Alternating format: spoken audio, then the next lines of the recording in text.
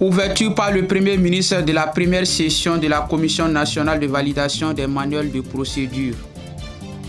Le ministre de la Santé et du Développement social reçoit la chef de bureau d'Ocha Mali en fin de mission. Les détails à suivre au cours de cette édition.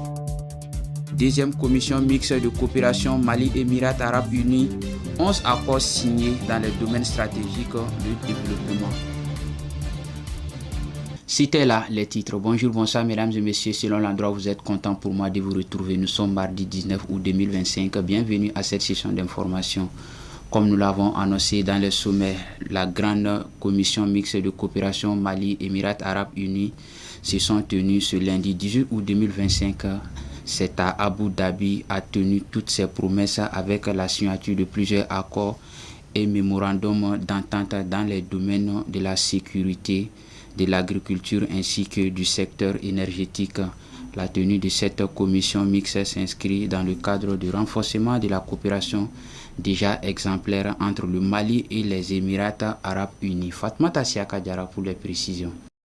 L'objectif de cette rencontre bilatérale fondamentale est de renforcer les partenariats entre les deux pays, notamment sur le plan diplomatique, sécuritaire et surtout économique. Ainsi, les discussions ont porté sur les secteurs stratégiques, notamment des mines, des énergies renouvelables, des transports, du commerce, de la culture ainsi que de l'agro-industrie. Essentiellement orientée dans la dynamique du développement des relations économiques, cette commission mixte a donc favorisé les contacts directs entre milieux d'affaires émiratis et maliens à travers une série de consultations sur des questions diplomatiques et politiques et d'intérêt commun. Un mémorandum de partenariat a été ainsi signé entre le président de la Chambre de commerce internationale du Mali, M. Mandjou Sempara, et son homologue, le secrétaire général de la Chambre de commerce émirati. Il faut souligner qu'en marge de cette deuxième commission, de nombreux opérateurs économiques maliens porteurs de projets avaient rallié la capitale des Émirats pour rencontrer au cours d'un forum dédié des investisseurs émiratis en vue d'éventuels partenariat d'affaires. La session de la grande commission mixte a surtout mis un accent particulier sur l'eau et l'énergie au Mali. Ainsi, ces deux secteurs dans lesquels les partenaires émiratis sont bien engagés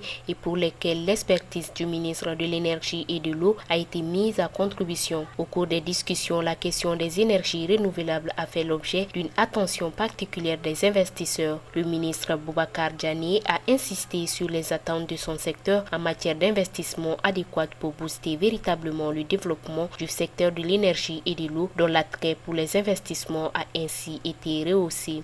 Sur tout autre plan, le Premier ministre, le ministre de l'Administration territoriale et de la décentralisation, le général de division Abdoulaye Maïga a présidé ce lundi dans les locaux du contrôle général de services publics la cérémonie d'ouverture de la session de la Commission nationale chargée de la validation des manuels de procédure administratives, opérationnelles, financières et comptable des services des organismes publics du Mali. Au cours de cette session, 14 projets de manuels seront examinés par la commission. Mariam connaît pour plus de précisions. Selon le contrôleur général des services publics, Badra Alou-Koulibaly, la mise en place de manuels de période dans nos administrations et services est un gage de transparence, de crédibilité et de bonne gouvernance dans notre pays. Pour le Premier ministre ou chef du gouvernement, le contrôle interne prend aujourd'hui une nouvelle et une plus grande dimension à l'une des priorités contenues dans la lutte de cadrage que son Excellence le général d'armée Assimi Goïta, président de la transition, chef de l'État. Parmi ces priorités figure une bonne place sur la lutte contre la corruption et la délinquance économique et financière. Selon le général de division Abdoulaye Maïga, le gouvernement accorde la plus grande importance à la mise en place des manuels de procédures administratives, financières et comptables dans tous les services et organismes publics. Dans la même lancée, le plan d'action du gouvernement PAGE pour la période 2025-2026 adopté par le Conseil national de transition accorde dans son acte 2 une place de choix à cette vision du président de transition par l'inscription d'activités phares concourant à l'atteinte de cet objectif.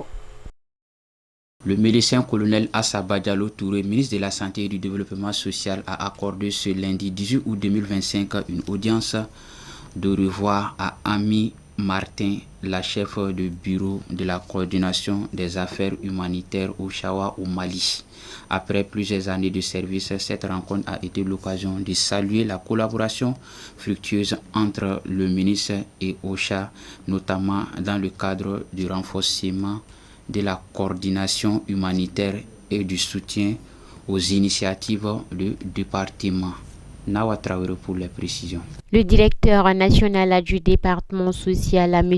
Abba Sangaré, a exprimé sa satisfaction quant à l'engagement constant d'OCHA dans l'accompagnement des actions du ministère, soulignant l'importance de cette synergie pour l'efficacité des interventions humanitaires. M. Sayon Doumia, conseiller technique, quant à lui, a réaffirmé l'engagement du département à poursuivre cette collaboration, particulièrement à l'approche du mois de la solidarité, période cruciale pour venir en aide aux populations vulnérables. Dans son intervention, le médecin colonel Assaba Diolo Touré a exprimé sa reconnaissance pour le travail accompli par la chef de bureau d'OCHA Mali, Ami Martin. Mettant en avant la symbiose entre les acteurs humanitaires comme un atout majeur pour le département, le ministre Assaba Diolo Touré a également souhaité plein de succès à la chef du bureau dans ses nouvelles fonctions, l'invitant à garder le Mali dans son cœur, un pays qu'elle connaît depuis 35 ans. En marge de l'audience, un tableau représentant le Chiwara, symbole de travail, de bravoure et d'excellence dans la culture bambara, a été remis comme un cadeau à la chef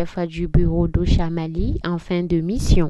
Toujours avec les actualités, le ministre de la Jeunesse des Sports chargé de l'instruction civique et de la construction citoyenne, M. Abdul Kassim Fomba, invite la population à la deuxième édition du camp de brigade citoyenne du Mali qui se tiendra les 20 et 21 août 2025 à Bamako. À cette occasion, le Premier ministre du Burkina Faso, M. Rimtamba Jean-Emmanuel Ouedraogo effectuera une visite au Mali du 19 au 22 août 2025 sur l'invitation du général de division Abdoulaye Maïga, Premier ministre, chef du gouvernement du Mali. Cette activité s'inscrit dans le cadre de la commémoration du deuxième anniversaire de la brigade et vise à renforcer la dynamique actuelle marquée par une mobilisation croissante de la jeunesse autour des valeurs de la citoyenneté, de la solidarité et d'engagement civique. Le camp de la brigade citoyenne comprendra la journée du brigadier suivie d'ateliers d'apprentissage et d'activités citoyennes. Ainsi s'achève cette session d'information. Content pour moi de l'avoir présentée.